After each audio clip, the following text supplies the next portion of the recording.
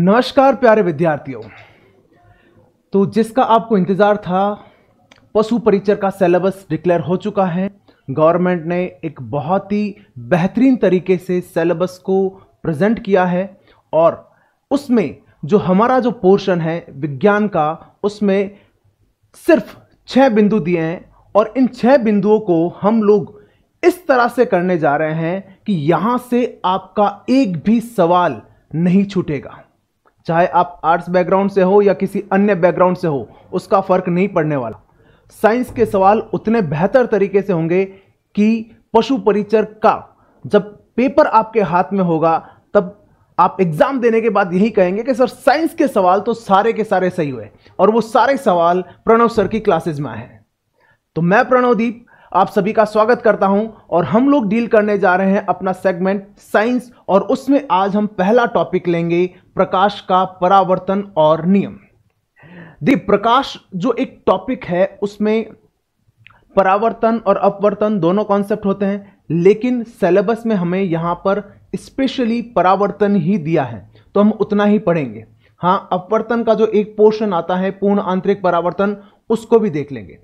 परावर्तन से संबंधित जितने सवाल जिस तरह से हो सकते हैं पूरा डिटेल में अच्छी तरह से, और कुछ जो बढ़िया सी ट्रिक है उनको भी लागू करते हुए सीखेंगे। चलिए शुरू करते हैं अपना टॉपिक। सबसे पहले जानकारी लेते हैं प्रकाश के बारे में कि प्रकाश क्या है। बताइए भाई साहब, क्या है प्रकाश? प्रकाश का महत्व कौन प्रदर्शित करेगा? अंधेरा। ठीक है, कि जब आप अंधेरे कमरे में हो उस समय पता चलेगा प्रकाश का महत्व। ठीक है, फिलॉसॉफिकल नहीं जा रहा हूं, साइंस की बात कर रहा हूं। प्रकाश वह है जो हमें दृष्टि संवेदना उत्पन्न करता है, और यह क्या है? ऊर्जा का एक रूप। ऊर्जा का वह रूप जो कि दृष्टि संवेदना उत्पन्न करता है। दृष्टि संवेदना उत्पन्न करने से तात्पर्य है हमें किसी भी वस्तु को देखने के काबिल बनाता है। आप किसी भी वस्तु को देख पाते हो तो उसका बड़ा रीजन यही है प्रकाश। आप अंधेरे कमरे में हो जहां पर प्रकाश बिल्कुल भी नहीं है, वहां पर आप खुद का हाथ भी नहीं देख सकते हैं। तो पहली चीज, प्रकाश है क्या? प्रकाश ऊर्जा का एक रूप है जो कि क्या करता है? दृष्टि संवेदना उत्पन्न करता है, यानी किसी भी वस्तु को देख पाने में हमें सक्षम बनाता है। वो क्या है? वह ऊर्जा का रूप क्या कहलाएगा? प्रकाश।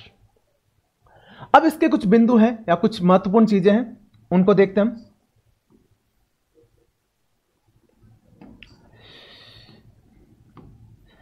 प्रकाश सदैव सीधी रेखा में गमन करता है, ये याद रखना। प्रकाश सदैव सीधी रेखा में गमन करता है। अब इसका प्रभाव क्या पड़ेगा? ये जो सीधी रेखा में गमन कर रहा है, इस सीधी रेखा में गमन करने का जो प्रभाव है वो है छाया का बनना।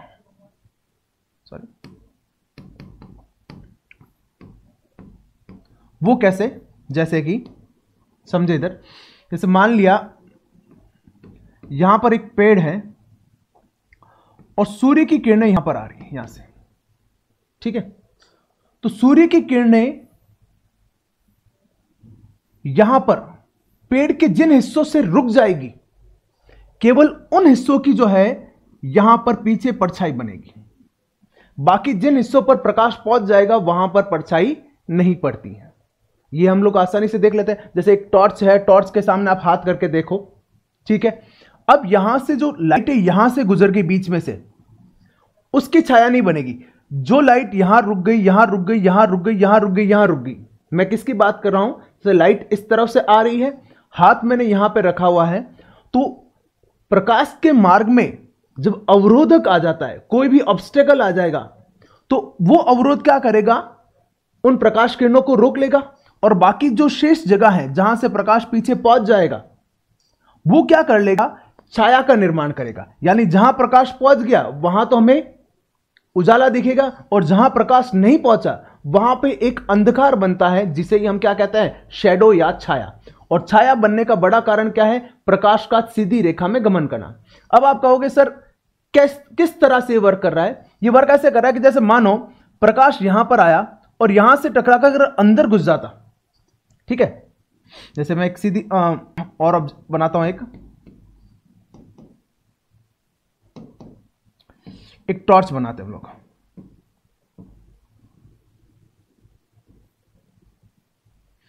और इस टॉर्च से रोशनी निकल रही है सब जगह से। ठीक है, यहां पर बैकग्राउंड में मैं एक पर्दा बना लेता हूं, इसको थोड़ा सा छाया को,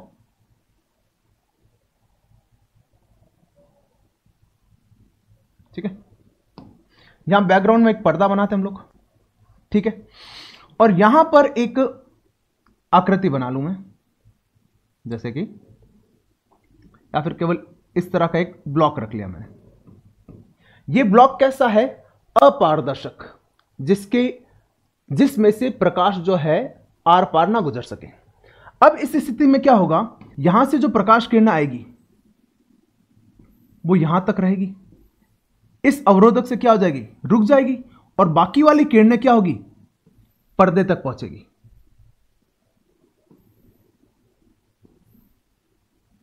है ना? तो ये क्या होगा कि इस क्षेत्र में यहां पर क्या बनेगी? यहां बनेगी छाया। यह छाया इसलिए बनती है क्योंकि प्रकाश सीधी रेखा में ही गमन करता है। अगर सपोज प्रकाश यहां से मुड़कर अगर इधर आ जाता तो क्या होती? यहां पर अंधेरा बनता क्या? नहीं बनता ना, वहां तो प्रकाश पहुंच जाता। तो प्रकाश जो है वो किनारों पर, किसी भी वस्तु से के किनारों से टकराकर मुड़ता नहीं है ना? प्रकाश सदैव सीधी रेखा में गमन करता है, और सीधी रेखा में गमन के कारण ही क्या बनती है? छाया बनती है। ओके, दूसरा आता है, सवाल बनता है हमारे पास प्रकाश की प्रकृति के बारे में।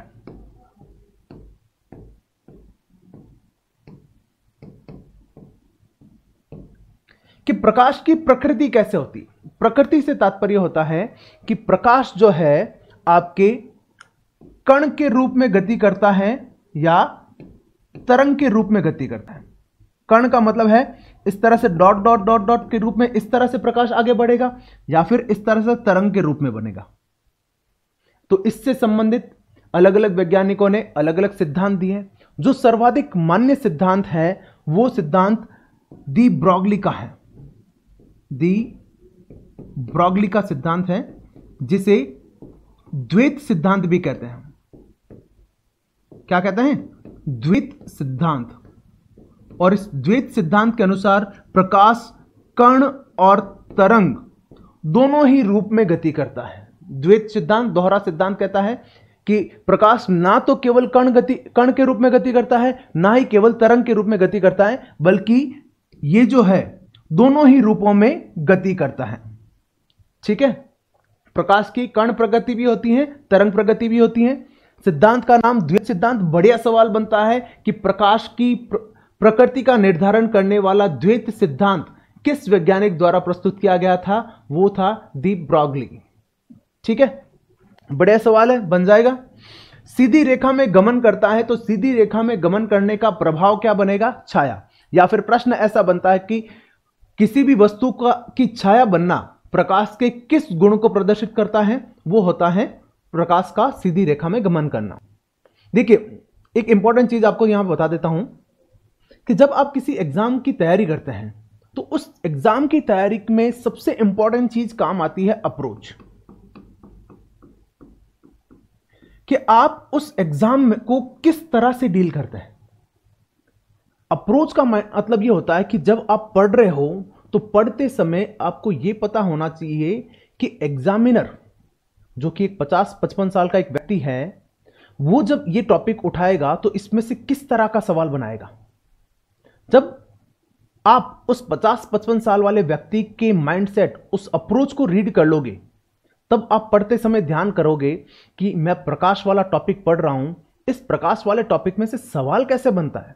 देखो, पढ़ते तो सभी है भाई साहब, सिलेक्शन कुछ ही का क्यों होता है? क्यों? क्योंकि उनके पास एक अप्रोच होती है, पढ़ने का एक तरीका होता है, पैटर्न होता है। तो हम यहां पर केवल पढ़ेंगे नहीं, पढ़ने का तरीका भी सीखेंगे कि पढ़ा किस तरह से जाता है और पढ़ते समय किन बिंदुओं पर और किन चीजों पर ज्यादा बारीकी से ध्यान देना है। पशु परिचर आपके हाथ में है, यह मान के चलो। आप इतना बढ़िया सिलेबस दिया है और इतना व्यवस्थित रूप से सिलेबस दिया है, मानो जैसे फर्स्ट ग्रेड का या फिर आरएस का सिलेबस होता है जो कि बिल्कुल पॉइंट वाइज रहता है। हमें उतना ही पढ़ना है, ये ध्यान रखिएगा। पहले मार्केट की जो किताबें हैं, बहुत सारा कंटेंट है, उसमें भी अब बदलाव आएगा और आपको थोड़ी सी यहां पर स्मार्ट स्टडी करनी है, वो हम मिलके करेंगे। उसमें आप साइंस के रिगार्डिंग निश्चिंत रहे, साइंस के लिए प्रणव सर आपके साथ हैं। चलिए, 2 बिंदु हमने पढ़ लिए, आगे चलते हैं। अब देखिए, वस्तु का रंग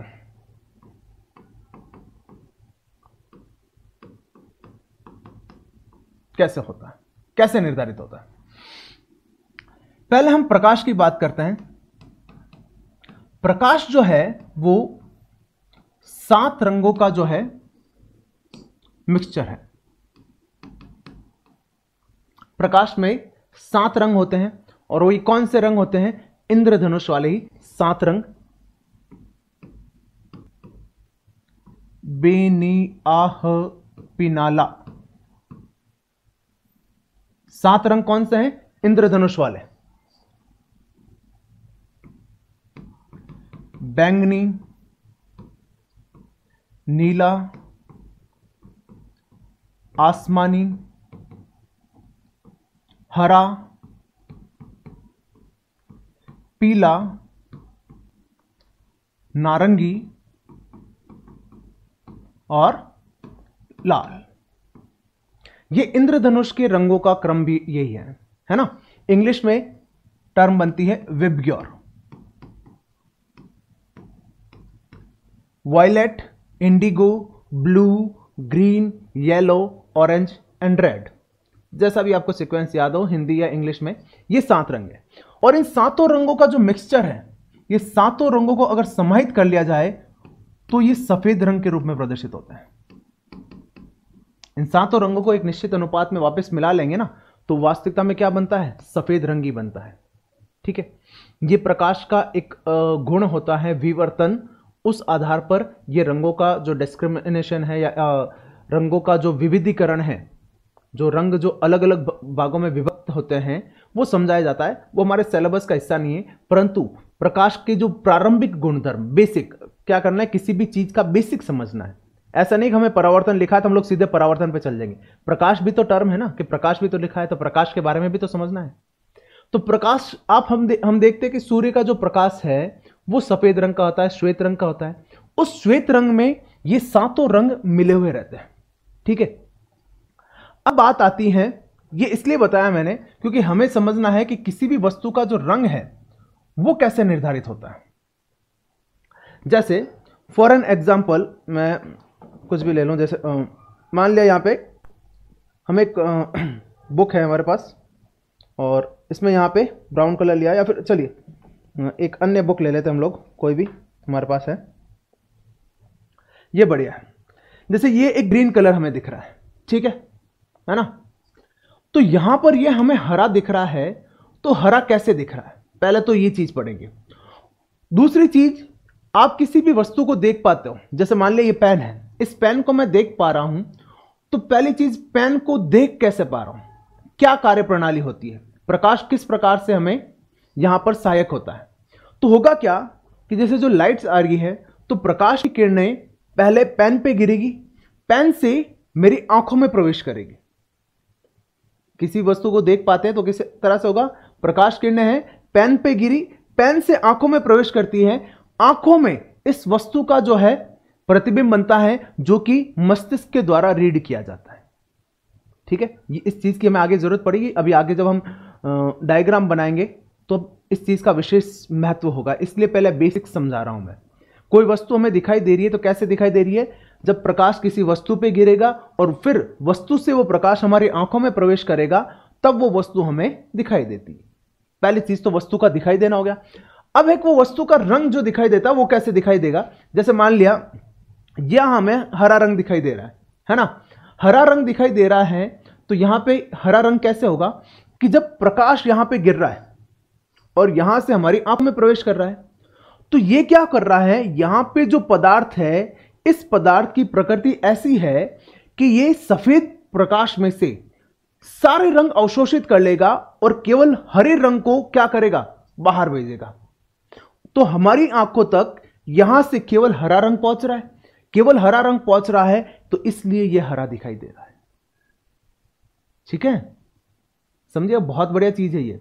कोई भी वस्तु अगर जिस रंग की दिखाई देती है तो इसका तात्पर्य है कि वह वस्तु उस रंग के अलावा प्रकाश में से बाकी सारे रंग अवशोषित कर लेती है और केवल उसी रंग को क्या करती है, परावर्तित करती है। मैं फिर से दोहराता हूं, प्रकाश आया, यहां गिरा था, तब प्रकाश में सारे रंग मौजूद थे।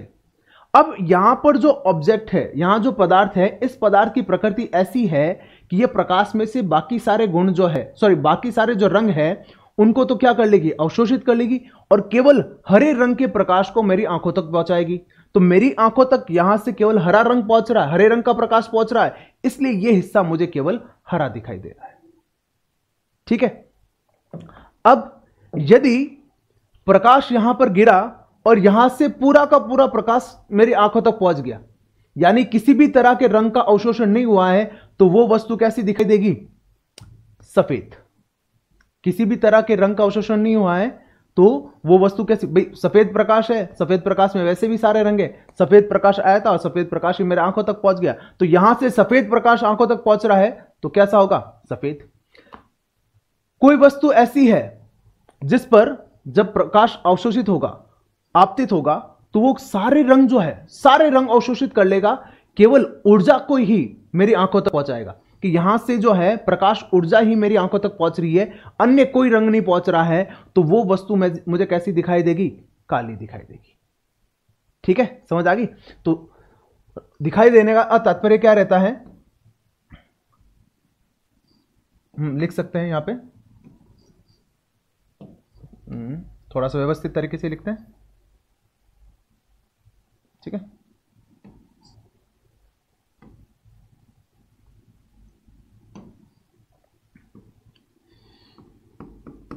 कोई वस्तु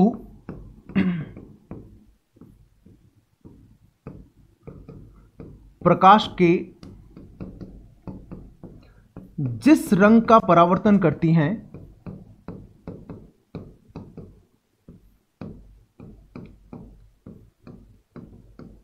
वह उसी रंग की दिखाई देती हैं। जैसे हरे रंग के बारे में मैं चर्चा की थी,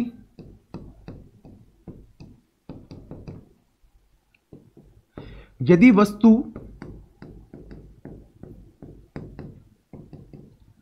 किसी भी रंग का अवशोषण नहीं करती हैं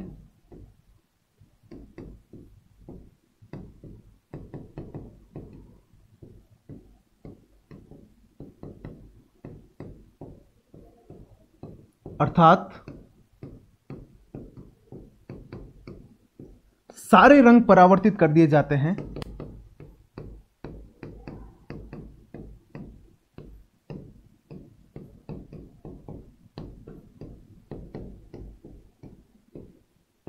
तब वह सफेद दिखाई देती है।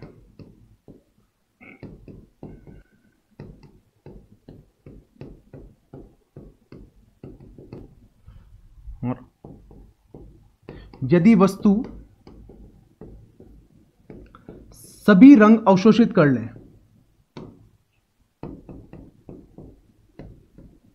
सभी रंग अवशोषित कर ले, अर्थात किसी भी रंग का परावर्तन ना करे,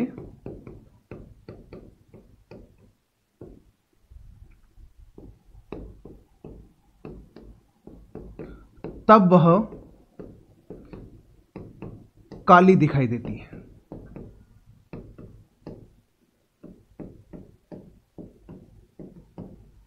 ठीक है, ओके, समझ में आ गया। तो ये था प्रकाश का बेसिक, कि प्रकाश है क्या, प्रकाश की प्रकृति कैसी है, प्रकाश कैसी रेखा में गमन करता है, सीधी रेखा में गमन करता है, उस प्रकाश के प्रभाव में जो हमें दृष्टि संवेदना उत्पन्न होती है, उस दृष्टि संवेदना के माध्यम से हम किसी वस्तु को कैसे देख पाते हैं और वस्तु के जो अलग अलग रंग बनते हैं, उन रंगों का जो औचित्य है वो किस प्रकार से निर्धारित होता है। ठीक है, अब हम चलते हैं हमारे बिंदु पर, जो है प्रकाश का परावर्तन।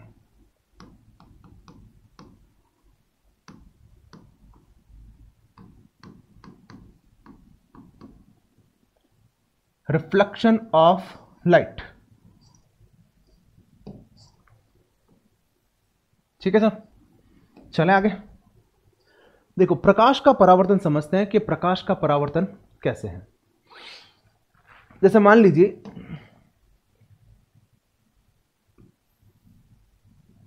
ये कांच है, थोड़ा सा ढंग से लेते हैं, है ना। ये दर्पण हो गया हमारे पास एक,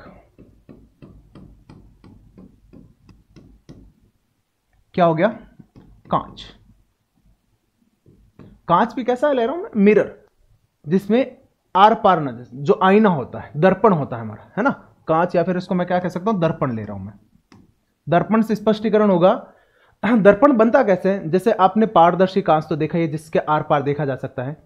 उस कांच के एक साइड में अगर रजत पॉलिश, चांदी की पॉलिश कर दी जाए, जैसे आपने मिरर का टुकड़ा देखा होगा, दूसरी तरफ एक चमकीली लेप रखा होता है, उसे कहते हैं रजत पॉलिश। जब किसी पारदर्शी कांच के एक साइड पे रजत पॉलिश कर दी जाती है, तब वो क्या बनता है, एक समतल दर्पण बन जाता है, जिसके बारे में अभी थोड़ी और आगे चर्चा करेंगे। अभी पहले हम परावर्तन पर डिस्कशन कर रहे हैं, है ना। तो हमने क्या कर लिया, कांच ले लिया और यहां ऊपर हवा, वायु है ये, ठीक है। अब देखें कि यदि एक प्रकाश किरण यहां आ रही है, कैसे, यहां से एक प्रकाश किरण आई, ये क्या हो गई, प्रकाश किरण।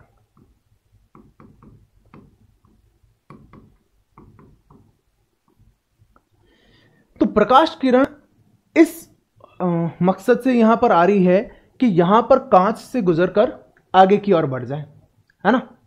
प्रकाश किरण आई, दर्पण पर गिरी, लेकिन चूंकि यहां पे दर्पण के दूसरी तरफ रजत पॉलिश की गई है, तो ये कांच कैसा हो गया, अपारदर्शक। जो पारदर्शी कांच था, रजत पॉलिश के कारण कैसा हो गया, अपारदर्शक हो गया। तो ये प्रकाश किरण को आर पार नहीं होने देगा और क्या करेगा, वापस लौटा देगा, वापस क्या करेगा, यहां से लौटा देगा।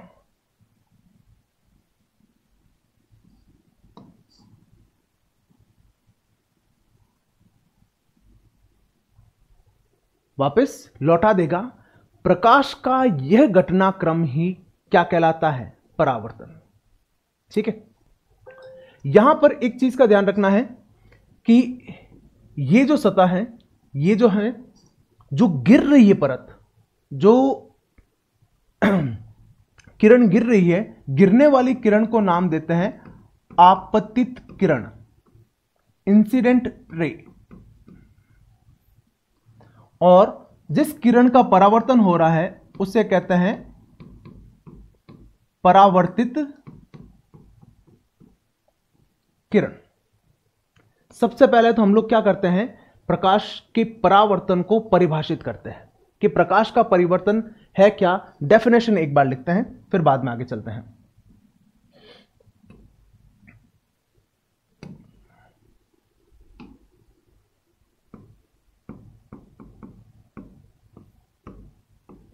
प्रकाश का परावर्तन, ठीक है। परिभाषा के तौर पे हम लोग देख रहे हैं कि जब प्रकाश किरण किसी पृष्ठ पर गिरती है, ठीक है, तो पृष्ठ पर गिरेगी तो उसके बाद वो क्या होगा, एक निश्चित दिशा में वापस उसी माध्यम में लौट जाती है। प्रकाश किरण किसी पृष्ठ पर गिरती है तो यहां से टकराकर पुनः उसी माध्यम, देखो ये जो कांच और वायु है, इनके लिए हम टर्म क्या लेंगे, माध्यम। माध्यम वो होता है जिसमें से प्रकाश गुजर रहा है ना। तो क्या करेंगे, जब प्रकाश किरण किसी तल से टकराकर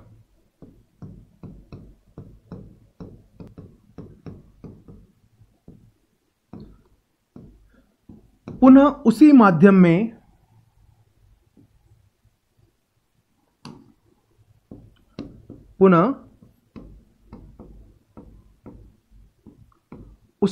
में लौट जाती हैं,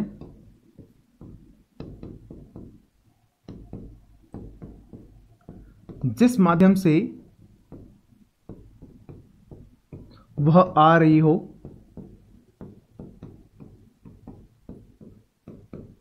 तो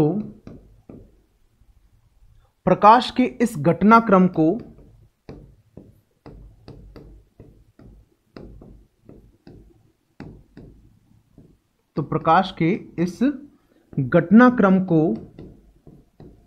प्रकाश का परावर्तन कहा जाता है।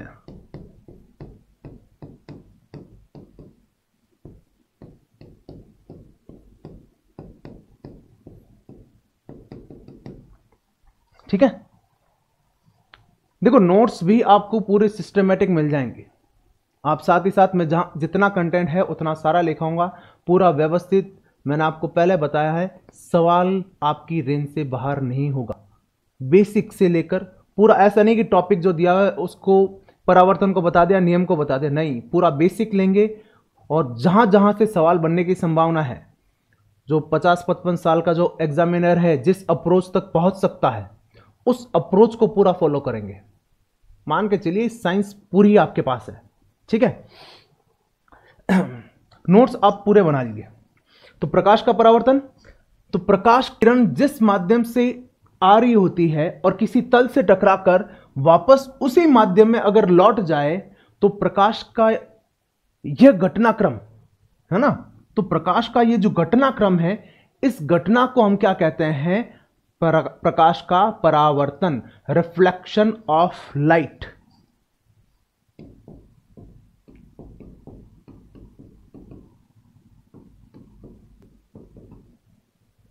Reflection of light, is that okay? ठीक है, बहुत आसान सी परिभाषा है। अब लेते हैं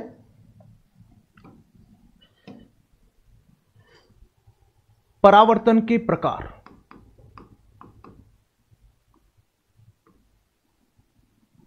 इसको बीच में ले लेते थोड़ा।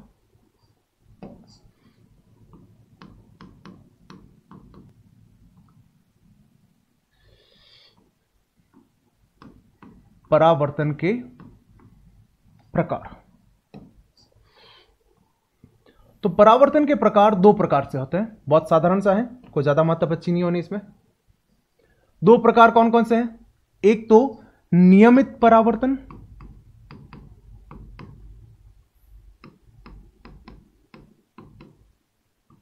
और एक होगा विसरित परावर्तन।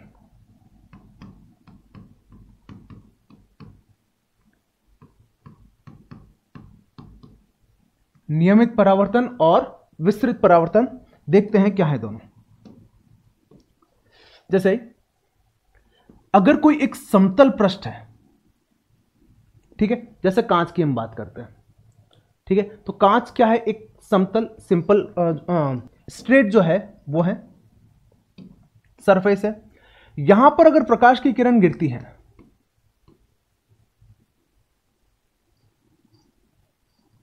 सराउंड, यहां पर अगर प्रकाश की किरणें गिरती है, ठीक है,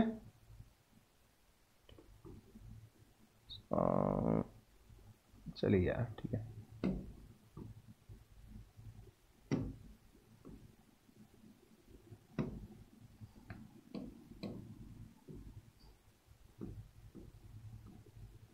ये सारी मैंने क्या लगी है? आपतित किरणें बनाई है। यानी ये सारी किरणें यहां पर गिर रही है, तो ये वापस एक निश्चित दिशा में परावर्तित होती है।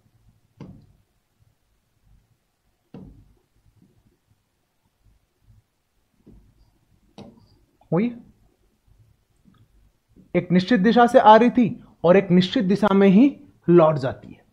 जब प्रकाश किरणें एक निश्चित दिशा से आ रही हो और एक समतल पृष्ठ पे, यहां पर इंपॉर्टेंट याद रखना, समतल पृष्ठ से टकराकर एक निश्चित दिशा में लौट जाती हैं। समतल पृष्ठ से टकराकर वापस क्या होगा, एक निश्चित दिशा में लौटना।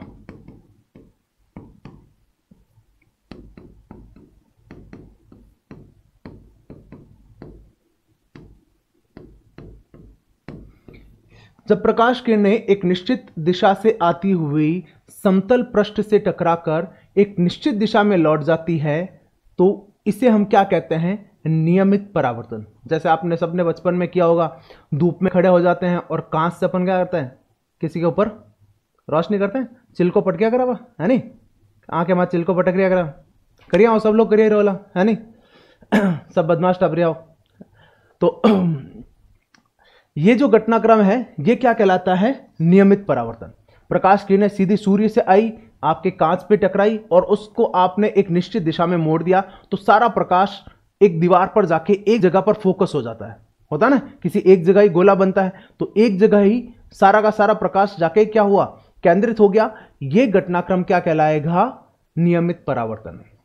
और जब विस्तृत परावर्तन की बात होती है तो वो कुछ इस प्रकार से है कि जब प्रकाश किसी उबड़ खाबड़ सतह पर गिरे, क्या उबड़ खाबड़ या असमतल पृष्ठ कह सकता हूं मैं,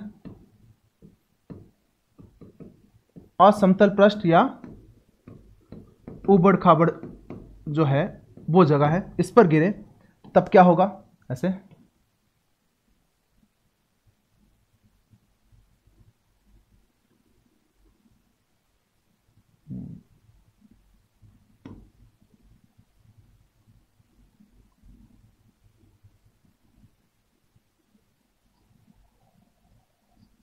अब ये आपतित किरण होगी,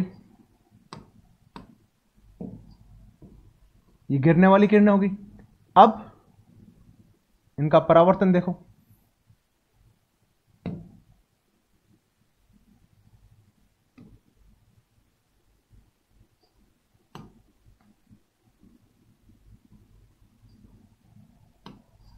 एक इस दिशा में जा रही है, एक उस दिशा में जाएगी, एक इस दिशा में। यानी अब जो परावर्तन है, जो परावर्तन होगा वो परावर्तित किरणों की जो दिशा है वो एक निश्चित नहीं होगी। परावर्तित किरणों की दिशा निश्चित ना होना, यह क्या कहलाएगा, विस्तृत परावर्तन। ठीक है, डिफ्यूज्ड रिफ्लेक्शन। वो तो क्या था, ये तो होता है रेगुलर रिफ्लेक्शन। ये तो क्या है,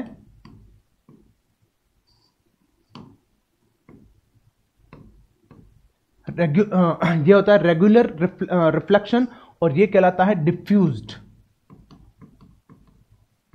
विस्तृत, डिफ्यूज्ड रिफ्लेक्शन।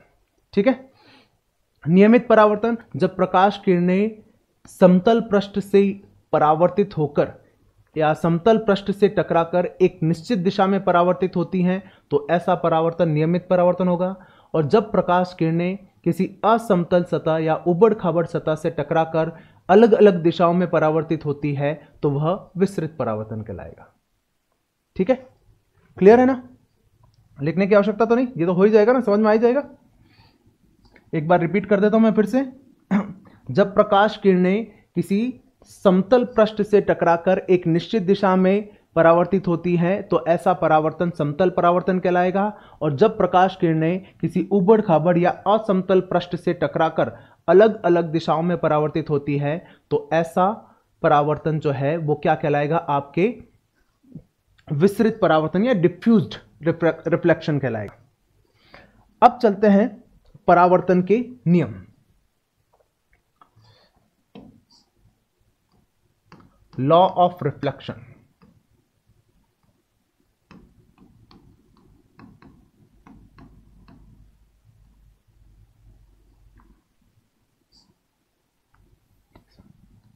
चलिए ठीक है, परावर्तन के नियम समझते हैं। एक इंडेक्स बनाते हैं हम लोग, सॉरी एक डायग्राम बनाते हैं पहले।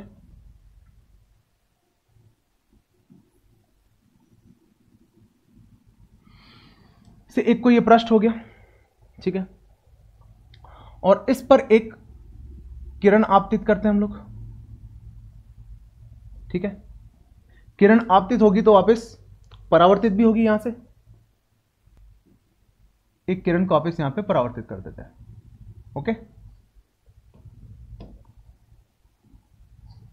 तो ये हो गया आपके आपतित किरण, ये परावर्तित किरण, इसके बारे में हमने चर्चा कर ही ली थी पहले।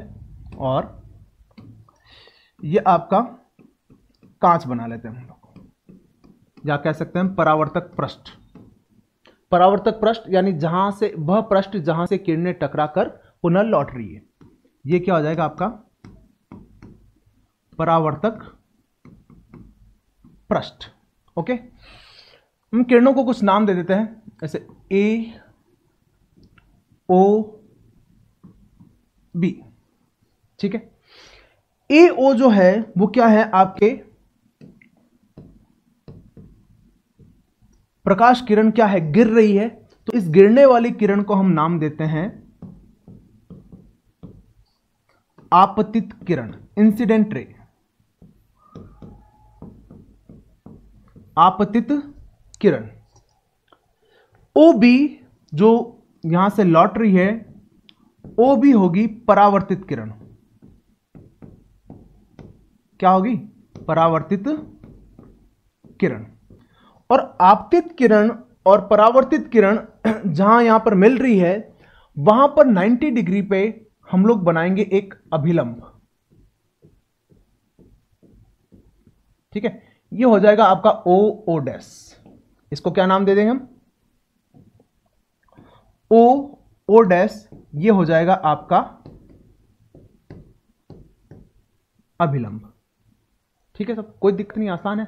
ये एक परावर्तक पृष्ठ था, फिर ये किरण आपतित हुई, ये परावर्तित हुई, आपतित किरण परावर्तित किरण, दोनों किरणें जहां मिल रही थी वहां पे 90 डिग्री पर हमने अभिलंब बना लिया। यानी ये जो एंगल है आपका, है ना, इस एंगल की बात कर रहा हूं, ये एंगल जो है ये 90 डिग्री है। यानी अभिलंब परावर्तक पृष्ठ के साथ जो है 90 डिग्री का कोण बनाता है।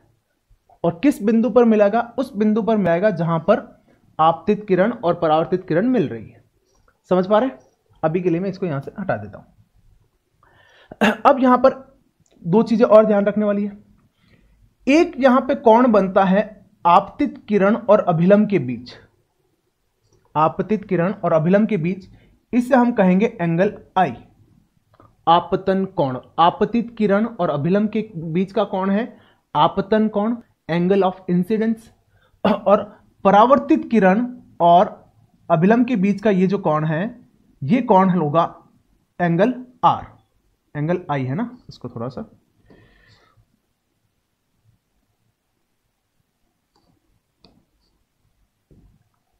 Angle i and angle r क्या नाम होगा, लिख लेते हैं। देखो एंगल आई, कोण आई जो है ये कहलाएगा आपतन कोण, angle of incidence, and angle R angle of reflection, परावर्तन कोण।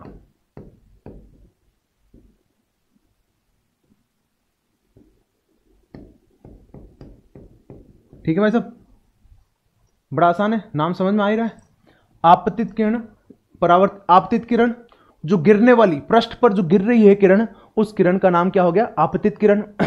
यहां से टकराकर जो किरण लौट रही है वो क्या हो गई, परावर्तित किरण। आपतित किरण और परावर्तित किरण जहां मिल रही है वहां पर 90 डिग्री पर हम लोग क्या बना लेंगे, एक अभिलंब बना लेंगे।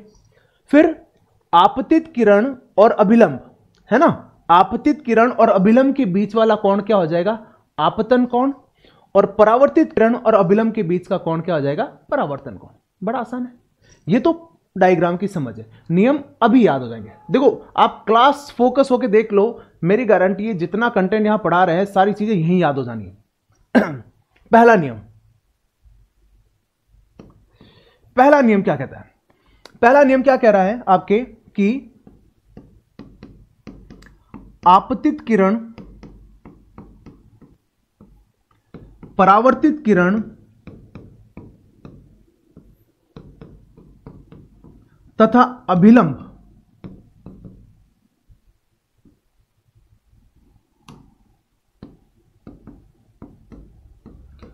तीनों एक ही तल में होते हैं।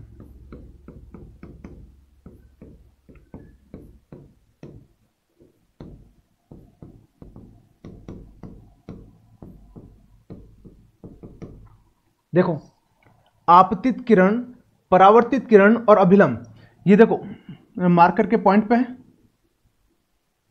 देखो एक पॉइंट के बिंदु पे है, यहीं पे है या नहीं। यहां पर आपतित किरण भी आ रही है, परावर्तित किरण भी है और अभिलंब, यानी तीनों जो है यहीं पे, यहां पे मिल रहे हैं। देखो अब डायग्राम में अच्छे से दिख रहा होगा। यानी क्या कह सकता हूं मैं कि आपतित किरण, परावर्तित किरण और अभिलंब तीनों एक ही बिंदु पर या एक ही तल में होते हैं। आसान है पहला नियम, बहुत आसान सा नियम है। और दूसरा नियम क्या कहता है? दूसरा नियम कहेगा angle i is equals to angle r, बस कि आपतन कोण का मान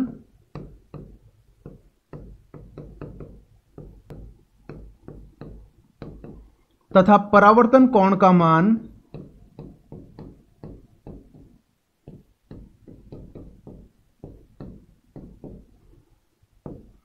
सदैव समान होता है।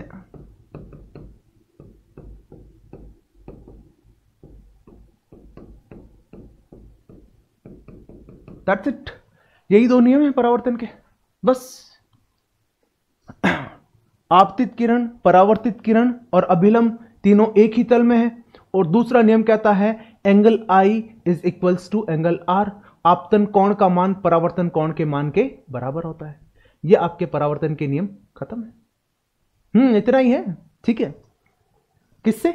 सामान्य दर्पण से, जो एक स्ट्रेट दर्पण है, सामान्य दर्पण से। यह है हमारे सिलेबस में थोड़ा सा उससे डिटेल में भी है। सामान्य दर्पण या फिर सामान्य दर्पण के अलावा गोलीय दर्पण भी है, जहां पर थोड़े से अच्छे सवाल बनते हैं। अवतल दर्पण, उत्तल दर्पण, उन पर चर्चा करेंगे, वो अगली क्लास में करेंगे। आज की क्लास में मेरे ख्याल से जो प्रकाश की जो बेसिक समझ है वो आपकी बन गई होगी। प्रकाश का परावर्तन क्या है वो समझ में आ गया होगा, और परावर्तन के जो दोनों नियम हैं और डायग्राम ऑलमोस्ट सबके क्लियर है। सभी को अच्छा लगा है तो एक बार कमेंट जरूर करें, ताकि वो क्या ना आगे की जो क्लासें हैं, आगे की क्लासेस बनाने में हमें थोड़ा और मोटिवेशन मिलेगा कि हाँ ये क्लास आपको किस तरह से लगी है, और सभी 6 टॉपिक की जो क्लासें हैं किस क्रम में और कितने बेहतर तरीके से आपको चाहिए उसके जरूर बताएं, और इस क्लास के बारे में भी जरूर रिव्यू दें। बाकी जो पूरा जो सिलेबस है आपका, सिलेबस के जो 6 बिंदु है वो यूट्यूब पर आपको फ्रीली अवेलेबल होंगे, और बहुत अच्छी तरह से और बहुत डिटेल में अवेलेबल होंगे। आपके जो भी मित्र जो पशु परिचर की तैयारी कर रहे हैं, जिनके पास अच्छे सोर्स नहीं है, जो अच्छी जगह से नहीं पढ़ पा रहे हैं, उन तक ये वीडियो पहुंचाएं और उन्हें कहे कि जल्दी से जुड़िए। प्रणव सर जो है साइंस पूरी जो है ऑनलाइन सारथी ऐप पर फ्रीली अवेलेबल करवाने वाले हैं। चलिए, मुस्कुराते रहिए, पढ़ते रहिए, सिलेबस आ गया है, जोश जो है वो हाई होना चाहिए, और अच्छे से पढ़ते रहिए। मिलते हैं अगली क्लास में।